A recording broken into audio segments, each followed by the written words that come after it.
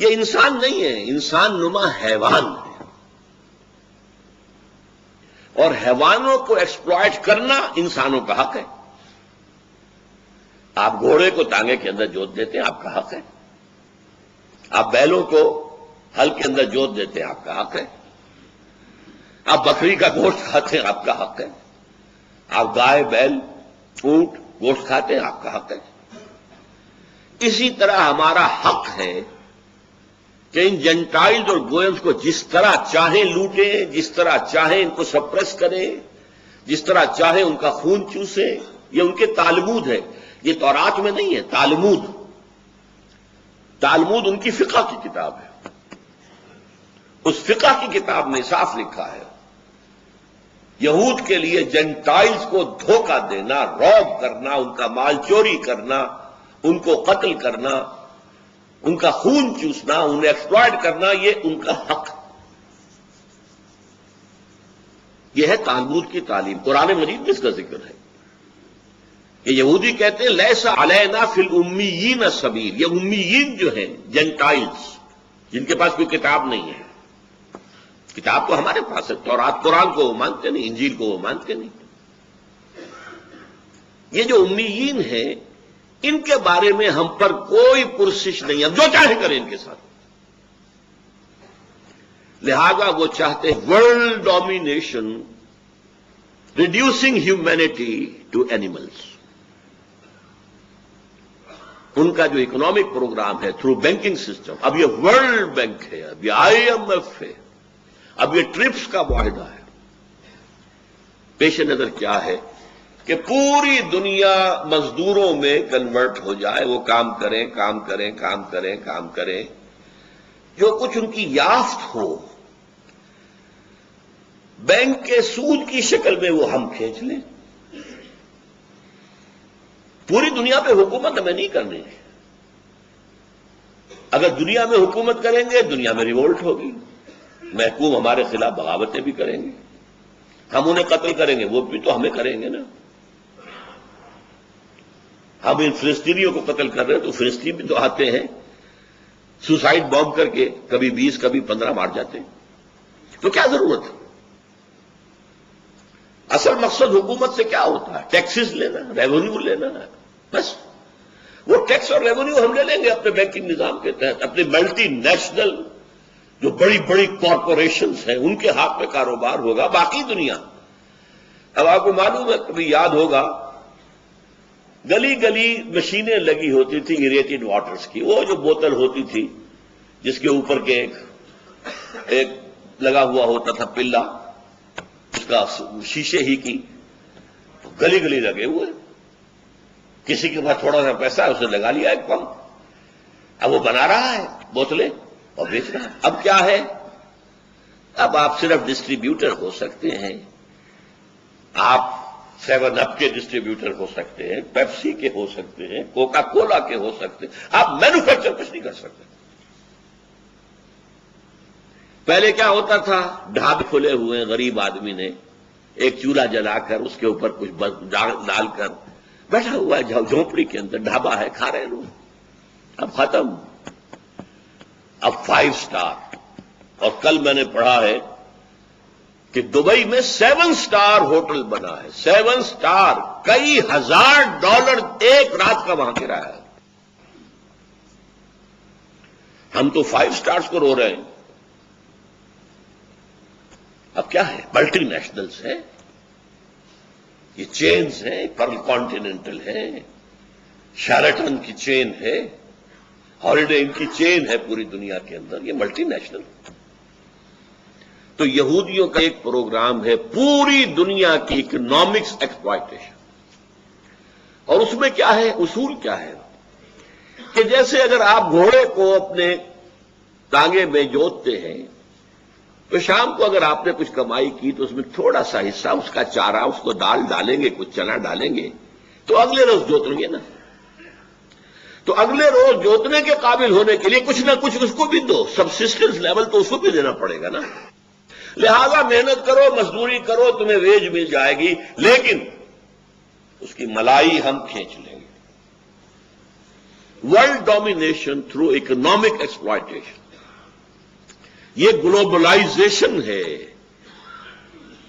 और इस ग्लोबलाइजेशन के खिलाफ अगर रिएक्शन है तो यूरोप में है, अमेरिका का। हमें तो पता भी नहीं क्या हो रहा है दुनिया के अंदर, हमारी अवेयरनेस ही नहीं है। हिंदी में कहेंगे हमारी जानकारी ही नहीं है। हमें क्या पता नौ इंसानी की किस्मत के बारे में क्या फैसले हो रहे हैं। ये कभी डेवोस में जमा हो रहे हैं, कभी वाशिंगटन में जमा हो रहे हैं, ये ग्लोबलाइजेशन के लिए कभी कहीं जमा होते हैं, कभी कहीं जमा होते हैं। क्या हो रहा है, सोच क्या रहे हैं। नंबर 2, यहूद के प्रोग्राम में क्या है? ग्रेटर इसराइल, एक बड़ी ममलकत हमें जरूर बनानी है in the heart of the Arab world. ये ग्रेटर इसराइल उन तमाम इलाकों पर मुश्तमिल होगा जहां कभी यहूदी रहे हैं, एक जिम्मेदार और आजाद कौम की हैसियत से।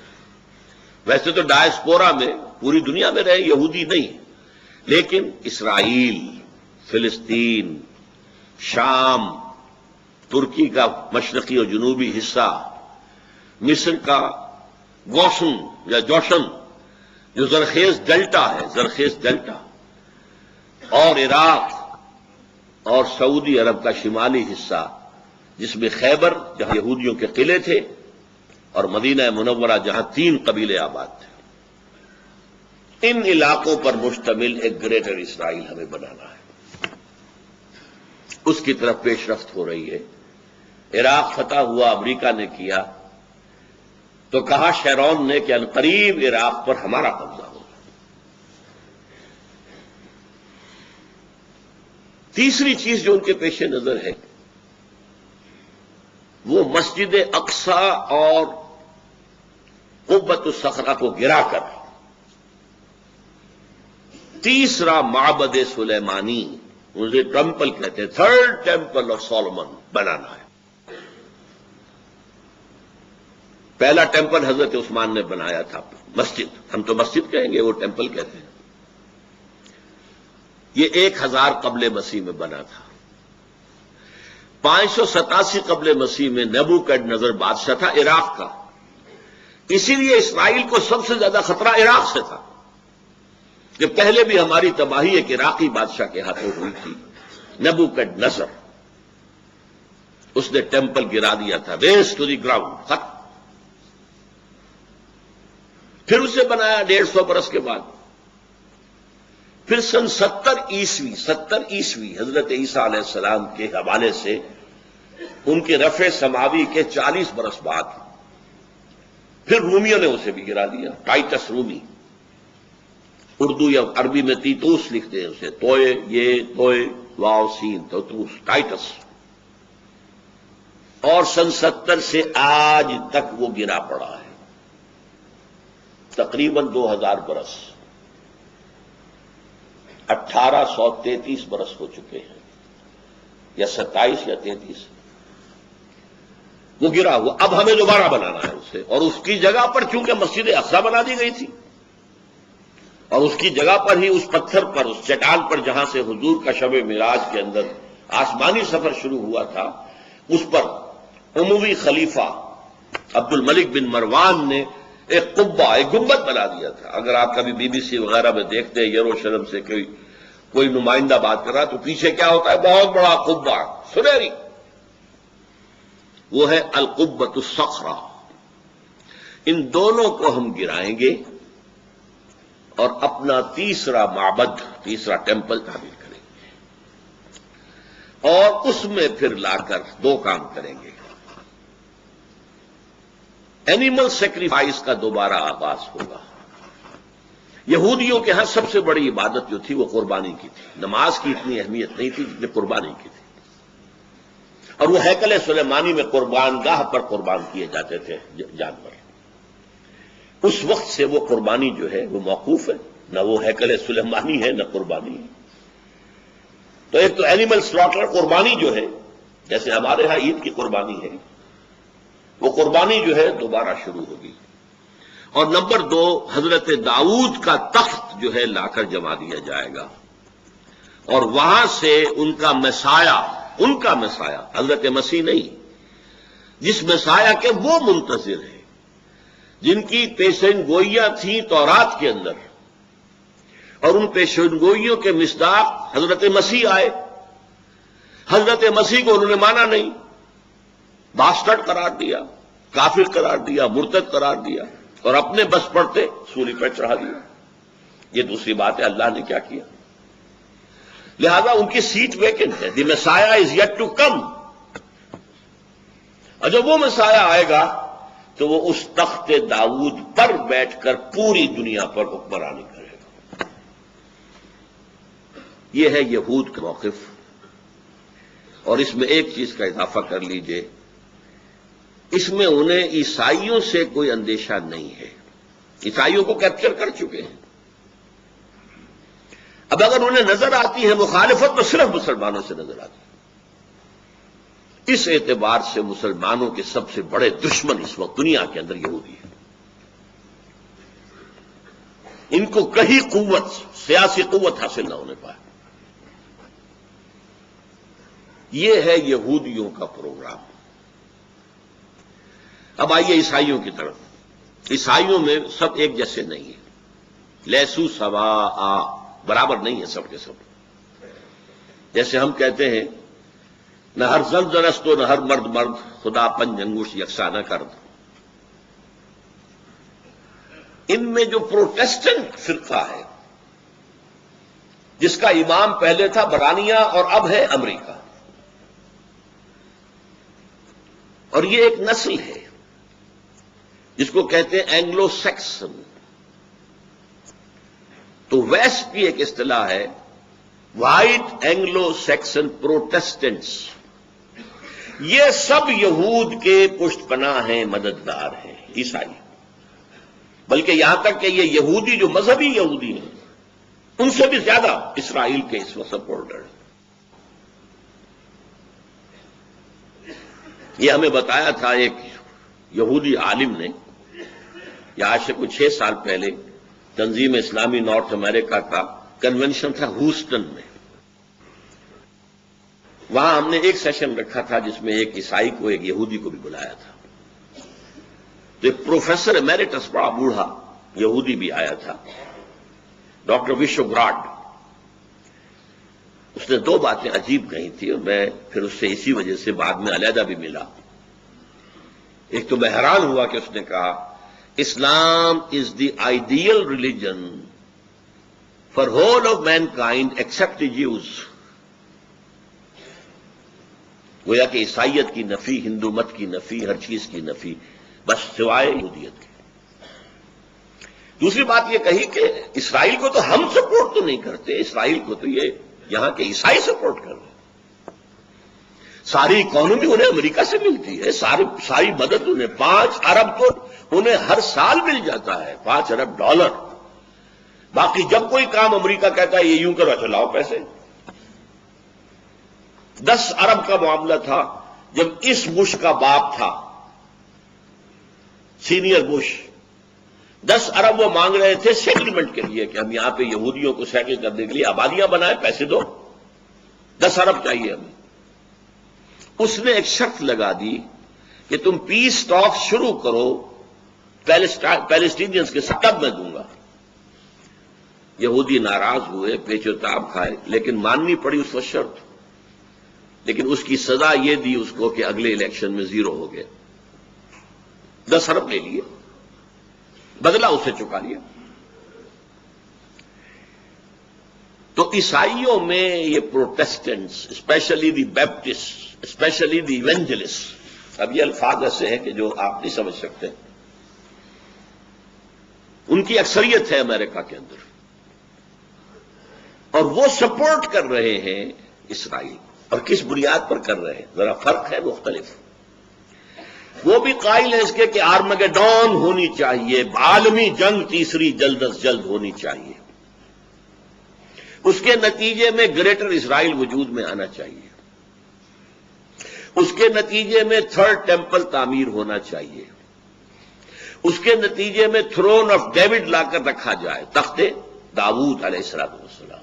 تو حضرت عیسیٰ نازل ہوں گے دوبارہ اور اس تخت کے اوپر بیٹھ کر پوری دنیا پر حکومت کریں گے. یعنی پروگرام وہی ہے، فرق آیا وہ اپنے مسایہ اور یہ اپنے حضرت مسیح جیزس کرائسٹ ان کے منتظر. ان کے خیال میں ان کا مسایہ آئے گا، وہ بیٹھے گا تخت داؤد پر. ان کے خیال میں حضرت عیسیٰ اتریں گے، وہ بیٹھیں گے تخت داؤد پر. اور یہ تخت داؤد کس بنا کا نام ہے؟ ریسنٹلی مجھے اس کے مطالعے کا موقع ملا. ایک پتھر تھا جس پر کہ بیٹھ کر حضرت داؤد کی کورونیشن ہوئی تھی، تاج پوشی ہوئی تھی، بادشاہ مانا گیا تھا. ظاہر بات ہے کہ وہاں کوئی تھرون تو تھے ہی نہیں، ایک پتھر کے اوپر بیٹھ کر وہ کام ہوا. اسی پتھر پر حضرت سلیمان کی تاج پوشی ہوئی. وہ پتھر ان کے ہاں چلا آ رہا تھا. سن 70 عیسوی میں جب رومن جنرل نے تباہ کیا ہے معبد کو، تو وہ پتھر لے گیا روم سے وہ چلا گیا آئرلینڈ. وہ بہت بڑی جو کیتھولک جو آبادی ہے، آج بھی جنگ ہو رہی ہے کیتھولک کے اندر اور پروٹیسٹنٹس کے اندر آئرلینڈ میں. وہاں سے وہ آیا ہے انگلینڈ میں. انگلینڈ میں وہ پتھر جب آیا تو 14ویں صدی عیسوی میں اس کو ایک کرسی کے اندر سیٹ کے اعتبار سے بنا دیا گیا. اب وہ تھرون بن گیا، جیسے کہ تھرون ہوتے تھے، لیکن اس کی سیٹ اسی پتھر کی بنی ہوئی. وہ اب بھی موجود ہے، پتھر رکھا ہوا ہے. Westminster Abbey, Westminster ان کی پارلیمنٹ کی عمارت ہے. اس پارلیمنٹ کے ساتھ ایک چرچ ہے، ویسٹ منسٹر ایبے. اسی ایبے میں جا کر کوئی پرنس کی شادی ہوتی ہے. اسی طرح کرسی پہ بیٹھ کر انگریزوں کا حکمران جو ہے اس کی تاج پوشی کی جاتی ہے. یہ ابھی تک روایت چلی آ رہی ہے. تو ان کا خیال یہ ہے کہ وہ تخت بھی لا کر ہم رکھ دیں گے اس معبد میں کہ جو بنے گا، اور پھر اس پر حضرت مسیح نازل ہوں گے. اب یہ دونوں چیزیں سائیڈ بائی سائیڈ جا رہی ہیں. تھوڑا سا اختلاف اگر ہے تو یورپین جو مین طاقتیں ہیں، یورپ، سینٹرل یورپ کی اصل قوتیں کون سی ہیں؟ France and Germany. باقی چھوٹے چھوٹے ملک ہیں. انگلینڈ وہ ویسے بھی مین یورپ سے تو علیحدہ ہے، وہ تو ایک جزیرہ ہے، اور ویسے بھی وہ زمیمہ ہے یو ایس اے کا. اس حوالے سے یہ جو ہیں یہاں کیتھولک آباد ہے، جو کہ پوپ کو مانتے ہیں اپنا سربراہ. پروٹیسٹنٹس کا کہنا ہے کہ یہ جو اختلاف ہے، جرمنی اور فرانس ایک طرف، عراق کی جنگ کے اندر وہ شامل نہیں ہوئے، علیحدہ رہے.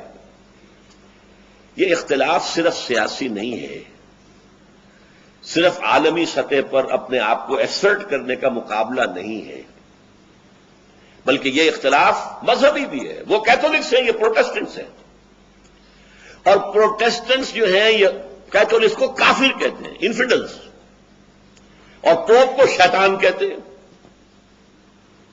ان کا ایک رسالہ نکلتا ہے ماہنامہ، فلاڈلفیا سے، امریکہ سے، ٹرمپٹ. کچھ عرصے سے میں اس کو دیکھ رہا ہوں. ان کا کہنا یہ ہے کہ اصل میں اس وقت جو یورپ ایک ہو رہا ہے، یہ معاملہ سیاسی نہیں ہے، مذہبی ہے. اور پوپ اس کے درمیان میں ہے. اصل موونگ جو طاقت ہے وہ پوپ کی ہے. اور یہ پوپ واقعتاً ایسا ثابت ہوا ہے کہ جس نے موو کیا ہے پوری دنیا میں. اس سے پہلے پوپ اپنے گھر میں بیٹھا رہتا تھا ویٹیکان میں، باہر نہیں نکلا. اور یہ پوپ بڑھاپے کے باوجود سخت ترین کہاں کہاں گیا. یہ چاہتا ہے ہولی رومن امپائر دوبارہ دنیا میں ریوائیو کرنا. وہ ہولی رومن امپائر جو پوری یورپ پر چھا گئی تھی، اور افریقہ اور ایشیا کے بھی بہت سے علاقوں کے اوپر چھائی ہوئی تھی، شمالی افریقہ اور مغربی ایشیا. اس ہولی رومن امپائر کو قائم کر کے، اور یہ یورپ کی قوتیں جو ہیں یہ چاہتی ہیں کہ یہ فلسطین کو فتح کرے، اسرائیل بھی ختم، پیلسٹینین اسٹیٹ بھی ختم کرے، اور ایک رومن کیتھولک حکومت وہاں پر قائم کرے. اسی لیے ایک مرتبہ میں نے دیکھا تھا نیوز ویک میں ایک جملہ بڑا پیارا تھا فلسطین کے بارے میں. Too small a geography but too big a history. 5000 سال کی تاریخ اس سے وابستہ ہے. یہی حضرت ابراہیم تھے، اسحاق تھے، یعقوب تھے. اس یہودیوں کا بھی مقدس ترین مقام یہی ہے. عیسائیوں میں حضرت عیسیٰ یہیں پیدا ہوئے، یہیں سولی چڑھے ان کے عقیدے کے مطابق. یہیں انہوں نے تبلیغ کی گیلیلی اور مختلف علاقوں میں. لہذا یہ عیسائیوں کا بھی صدر بہت محترم مقام ہے. مسلمانوں کا بھی ہے، وہ حرم کہتے ہیں. تیسرا حرم یہ ہے. پہلا حرم حرم مکی، دوسرا حرم حرم مدنی، تیسرا حرم حرم الحرم الشریف. یہ مسجد اقصی. یہاں سے حضرت محمد صلی اللہ علیہ وسلم کا اسینٹ ٹو دی ہیون، آسمان کی طرف ان کی جو بلند جانے کا معاملہ تھا یہاں سے شروع ہوا تھا. لہذا ٹو اسمال جیوگرافی ہے کتنا؟ ہماری ریاست بھاولپور جو ہوتی تھی اتنا ہے کل. اس سے زیادہ رقبہ نہیں ہے. لیکن تاریخ اور مذاہب کا کانفلوئنس. لہذا اب آپ دیکھیے یہودیوں کا نقشہ یہ ہے، عیسائیوں کا نقشہ یہ ہے، کیتھولکس کا نقشہ یہ ہے کہ وہ یہاں ایک رومن کیتھولک، جیسے انہوں نے تیمور وہاں اس کو تقسیم کرا کر اور وہاں ایک رومن کیتھولک حکومت قائم کی ہے. نائجیریا میں جو شدید ترین فساد مسلمانوں میں اور عیسائیوں میں ہوئے ہیں، وہاں بھی عیسائیوں کا اصل مقصد ایک رومن کیتھولک حکومت قائم کرنا ہے. اور پروٹیسٹنٹس کا یہ الزام ہے، میں نے ایک مرتبہ دکھایا بھی تھا اس جو ٹرمپٹ کا ایک مضمون، اس نے عنوان قائم کیا تھا دی لاسٹ کروسیڈ. آخری کروسیڈ اب ہونے والا ہے. ساری یورپی قوتیں جمع ہو کر حملہ کریں گی اور یہاں عیسائی حکومت قائم کریں گی. کروسیڈ کس لیے تھا؟ اور نوٹ کیجئے پہلے کروسیڈ کب شروع ہوئے تھے؟ سیکنڈ ملینم. یہ کتنے ہزار سال کو ملینم کہتے ہیں. پہلا ملینم ختم ہو گیا 1000 سال بعد حضرت عیسیٰ کے. دوسرا ملینم شروع ہو گیا 1001 سے. دوسرے ملینم کے شروع میں کروسیڈ شروع ہوئے اور 1099 میں انہوں نے بیت المقدس کو فتح کر لیا. اب یہ تھرڈ ملینم شروع ہوا ہے نا 2000 سال کے بعد. 2001 سے شروع ہو گیا ہے تھرڈ ملینم. اور اس کے شروع میں یہ آخری کروسیڈ ہوگا کہ یورپ کے رومن کیتھولک قوتیں فلسطین پر حملہ آور ہوں گی اور یہاں ایک رومن کیتھولک حکومت قائم کرنا چاہیں گے. یہ ہے مذہبی خدمت. اور اس میں ایک بات آخری اور نوٹ کر لیجئے، رومن کیتھولکس کا اور پروٹیسٹنٹس کا آپس میں مذہبی کتنا ہی اختلاف ہو، اور فرانس کا اور جرمنی کا سیاسی اور عسکری اعتبار سے امریکہ سے کتنا ہی اختلاف ہو، ایک چیز پر وہ متفق ہیں. ایک تو فلسطین کو ٹوٹل کو آزاد کرانا مسلمانوں سے، اور نمبر 2 مسلمانوں کے اندر جو یہ دماغ میں خناس پیدا ہو گیا ہے کہ ہمارا ایک نظام ہے، ہم اپنا نظام قائم کریں گے، اس کو ختم کرنا، واش آؤٹ کرنا. اس پس منظر میں اب آپ ایک بات سوچئے، بہت اہم بات ہے. صدر بش نے بھی کہا اور بھی کہتے ہیں Americans, we are not against اسلام،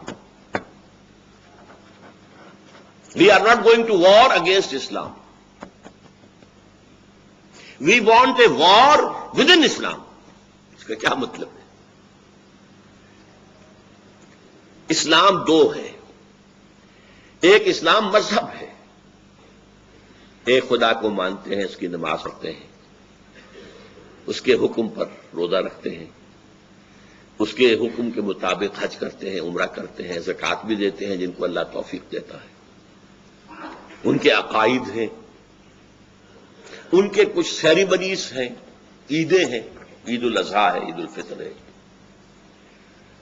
ان کے کچھ سوشل کسٹمز ہیں، ریچولز ہیں. بچہ پیدا ہوتا ہے تو عقیقہ کرتے ہیں، شادی کرنی ہو تو نکاح ہوتا ہے، اور نمبر 3 کوئی مر جائے تو دفن کرتے ہیں، جلاتے نہیں ہیں. یہ ہے مذہب. شراب نہیں پیتے، سور نہیں کھاتے، یہ مذہب ہے. ایک اسلام ہے دین، اس کا ایک سیاسی نظام ہے، اس کا ایک معاشی نظام ہے، اس کا ایک سماجی نظام. ہماری ساری جنگ اسلام ایز اے دین کے خلاف ہے، اسلام ایز اے مذہب کے خلاف نہیں ہے. تو ان کا کہنا پارشلی ٹرو ہے. ہم مذہب اسلام کے خلاف نہیں ہیں، اور اس کی وہ گواہیاں دیتے ہیں. دیکھو تم یہاں آتے ہو اور یہاں کالوں کو گوروں کو کنورٹ کر لیتے ہو، ہم نے کبھی اعتراض کیا؟ تم یہاں آتے ہو، ہماری چرچز ہماری سینیگوگز خریدتے ہو، مسجد بنا لیتے ہو، ہم نے کبھی اعتراض کیا؟ تم نمازیں پڑھتے ہو، ہم نے اعتراض کیا؟ یہ ضرور ہے کہ آپ ورکنگ ٹائم میں نہیں پڑھ سکتے. کبھی کبھی وہ لوگ ان میں سے اتنے کنسیڈریٹ بھی ہوتے ہیں، ورکنگ ٹائم میں بھی وہ وقت دے دیتے ہیں کہ عصر کی نماز پڑھ لو، زور کی پڑھ لو. ورنہ عام مسلمان وہاں مجبور ہے کہ لنچ کا جو آتا ہے 1 گھنٹے کا وقفہ، اسی میں وہ ظہر اور عصر پڑھ لیتے ہیں، اور پھر گھر جا کر مغرب اور عشاء.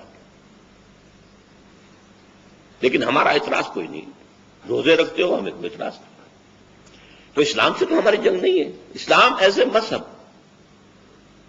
وی آر ریڈی ٹو ایمبریس. بلکہ رمضان میں ہم وائٹ ہاؤس میں افطاری بھی دے دیں گے، بلا لیں گے بہت سے لوگوں کو، آؤ بھائی افطار کر.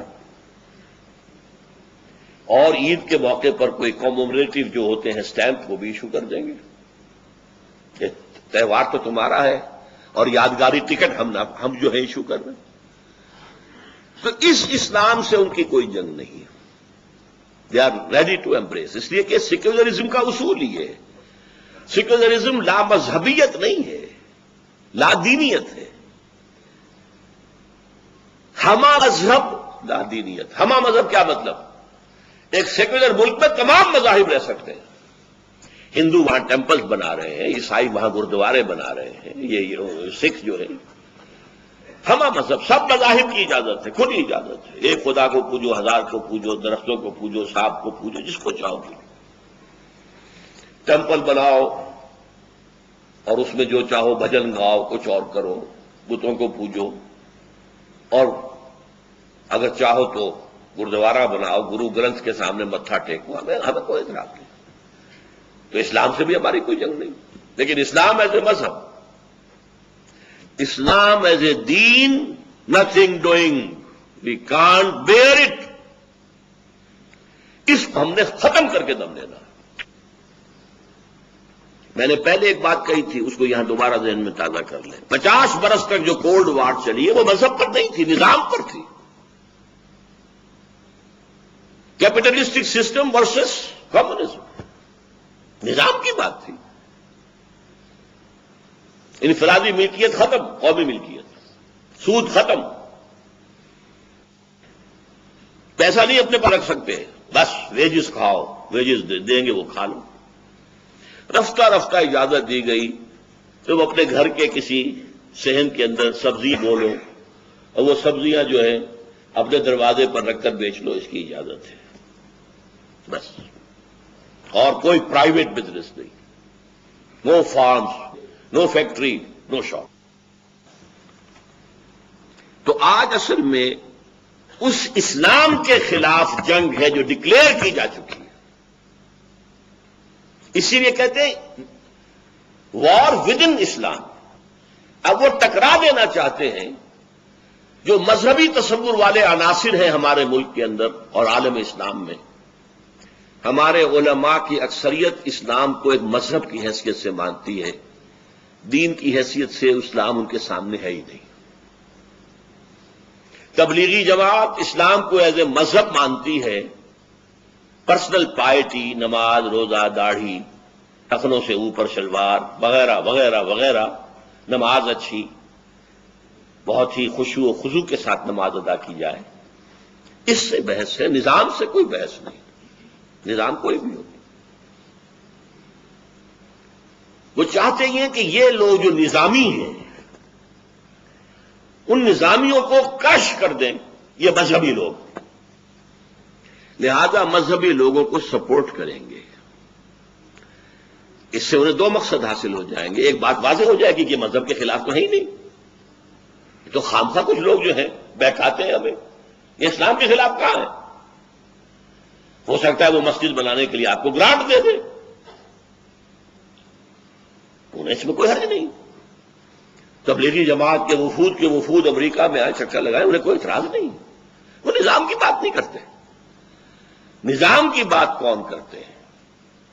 اب یہ میں چاہتا ہوں کہ ذرا آپ سمجھ لیں اصل میں ہوا کیا ہے۔ آج سے نصف صدی قبل، کہیں 300 برس سے، کہیں 200 برس سے، کہیں 100 برس سے یورپ کی کولونی پاورز عالم اسلام پر قابض تھی۔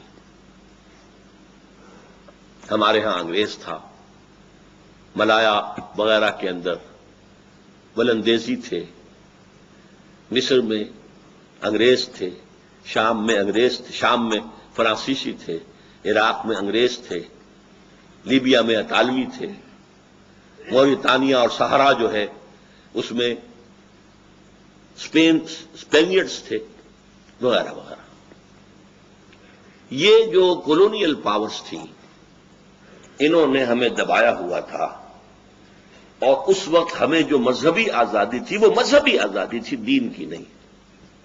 دین تو ان کا تھا، پینل کوڈ ہمارا ہوگا، تعزیرات ہماری ہوں گی، سول کوڈ ہمارا ہوگا۔ زیادہ سے زیادہ انہوں نے رعایت کی تھی ہمارے ساتھ، بہت بڑی رعایت۔ تم اپنے فیملی لاز پر عمل کر سکتے ہو، نکاح جیسے چاہو کرو، طلاق جیسے چاہو دو، سارے فتوے اپنے مولویوں سے لے لو، ہمیں کوئی فکر نہیں ہے۔ ہمارے پاس بھی آؤ گے تو ہم پوچھ لیں گے تم شریعت کا حکم چاہتے ہو یا رواج کا؟ تم رواج کا کہو گے ہم اس کے مطابق فیصلہ کر دیں گے، شریعت کا کہو گے اس کے مطابق۔ محمدن لا ایک پارسی کی لکھی ہوئی کتاب تھی۔ اسی طرح وراثت، تمہیں آزادی ہے، تم صرف بیٹوں کو دینا چاہو تمہیں آزادی ہے، صرف بڑے بیٹے کو دینا چاہو تمہیں آزادی ہے، تم بیٹیوں کو بھی دینا چاہو تمہیں آزادی ہے۔ وہ بھی پوچھ لیا کرتے تھے کہ آپ وراثت کے بارے میں شریعت کا فیصلہ چاہتے ہیں رواج کا؟ اور ہمارے بڑے زمیندار کھڑے ہو کے کہتے ہیں رواج کا، شریعت ہمیں نہیں چاہیے، بیٹیوں کو حصہ دے دیں۔ نہیں، بہرحال یہ ہے، حالانکہ یہ بھی سیکولرزم کے خلاف ہے۔ آج امریکہ میں آپ کو فیملی لاز کی اجازت نہیں ہے، وہاں رہیں گے تو ان کے فیملی لاز کے مطابق آپ کو رہنا ہوگا، طلاق وغیرہ کے معاملے میں، جو ان کا قانون ہے۔ اور یہی بھارت زور لگا رہا ہے، بی جے پی کے جو ان کا منشور ہے، مینیفیسٹو، اس کا سب سے اہم حصہ کیا ہے؟ CCC، کامن سول کوڈ، خاندانی قانون، فیملی لاز ایک ہوں گے۔ یہ کیا کہتے ہیں مسلمان جب ہمارے ساتھ کہتے ہیں کہ ہم ایک قوم ہے، سیکولرزم ہے، ہمیں سیکولرزم چاہیے، سیکولرزم میں تو قوم ایک ہوتی ہے، قوم ایک ہے تو فیملی لاز ایک ہونے چاہیے۔ یہ کیا نکاح طلاق کے ان کے اپنے حصول ہیں؟ بہرحال انگریز نے ہمیں رعایت دے رکھی تھی کہ فیملی لاز، میرج لاز، اور یہاں تک کہ وراثت بھی تم اپنے مطابق کر سکتے ہو۔ لیکن جب یہ بستر طے ہونا شروع ہوا کولونیلزم کا، ولندیزی چلے گئے، ملایا سے، سماٹرا سے جو اب انڈونیشیا کہلاتا ہے، ملیشیا سے، انگریز نے بستر باندھا ہندوستان سے، فرانس نے بستر طے کیا شام سے، برطانیہ کو اٹھا کر پھینک دیا صدر ناصر نے میڈیٹرینین میں، وہ خود نہیں گیا تھا، اٹھا کر پھینکا تھا۔ لیبیا سے چلا گیا اٹلی وغیرہ وغیرہ، موراکو وغیرہ سے فرانس چلا گیا۔ تو ایک خیال پیدا ہوا مسلمانوں کے ایک خاص طبقے میں، ہمارا بھی تو ایک نظام ہے نا، یہ انگریز کا لایا ہوا نظام بھی ایک نظام تھا، یہ فرانسیسیوں کا دیا ہوا نظام بھی ایک نظام تھا، ہمارا بھی تو ایک نظام ہے اسلام کا، ہم کیوں نہ اس کو نافذ کریں؟ یہ اصل میں آزادی کا ثمرہ تھا کہ مسلمانوں میں ایک سیلف کانشیسنس پیدا ہوئی. دے ڈسکورڈ اسلام ایز اے دین. تو تحریکیں ابھری، مخدومی پارٹی انڈونیشیا میں، جماعت اسلامی انڈو پاکستان میں، فدائیین ایران میں، الاخوان المسلمون عرب ورلڈ میں. یہ ساری تحریکیں کیا تھی کہ اسلام دین ہے، دین اپنا غلبہ چاہتا ہے، ہم دین کو غالب کریں. لیکن دو فیکٹرز ایسے تھے جس کی وجہ سے، بلکہ تین، آج تک ہی کامیابی نہیں ہو سکی. پہلا فیکٹر یہ تھا کہ انگریز ہوں، فرانسیسی ہوں، اطالوی ہوں، انہوں نے اپنے 100، 150، 200 سالہ دور میں جو حکومت کی تھی، جو نظام تعلیم بڑھایا تھا، اس سے جو ان ملکوں کی ایلیٹ کلاس تھی وہ ان کے رنگ میں رنگی گئی تھی. انہی کی تہذیب، انہی کی بولی، انہی کی زبان، انہی کا لباس، انہی کا ذہن، انہی کی سوچ، انہی کی فکر، انہی کا فلسفہ. اور جب گئے ہیں تو حکومت ان کے حوالے کر کے چلے گئے، گویا کہ بائی پراکسی انہی کی حکومت جاری رہی. اور اس طبقے کے نزدیک بھی اسلام صرف مذہب ہے، وہ دین اسلام سے واقف ہی نہیں ہے، چاہے وہ پرویز مشرف ہوں اور چاہے وہ فاروق لغاری ہوں اور چاہے وہ کوئی ہو. دوسری بات، ان مسلمان تحریکوں نے طریقہ کار غلط اختیار کیا. اسلام ایک نظام کی حیثیت سے حضور نے برپا کیا تھا، اور یہ دوبارہ ہو سکتا ہے تو صرف حضور ہی کے طریقہ کار پہ ہو سکتا ہے. انہوں نے سمجھا وہ تو آؤٹ آف ڈیٹ ہے، پرانا ہے، چلو الیکشن میں حصہ لو، اس سے اسلام نافذ کریں گے. اس میں ناکامی ہوئی تو گولی چلانی شروع کر دی، فلاں کو مار دو، فلاں کو مار دو، سادات کو مار دو. سادات مر گیا تو حسنی مبارک آ کے بیٹھ گیا. ابھی کل پرسوں میرے پاس ایک نوجوان آیا تھا کہ میرا دم گھٹ رہا ہے، میں چاہتا ہوں پرویز کو قتل کر دوں.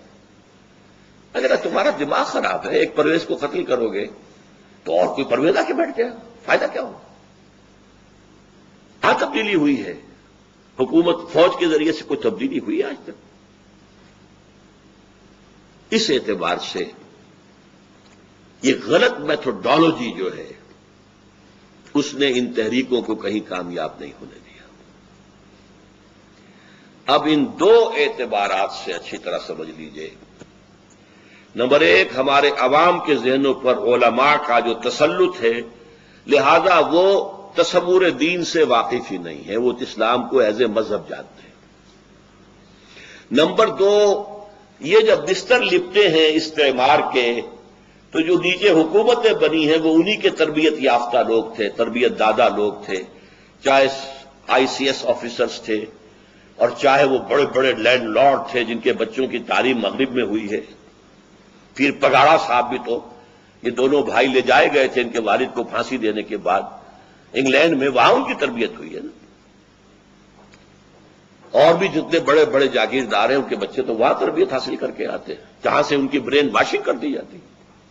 اور تیسرے، دینی تحریکوں کی غلط میتھوڈالوجی، یا بیلٹ یا بولٹ، دونوں غلط، یکساں غلط.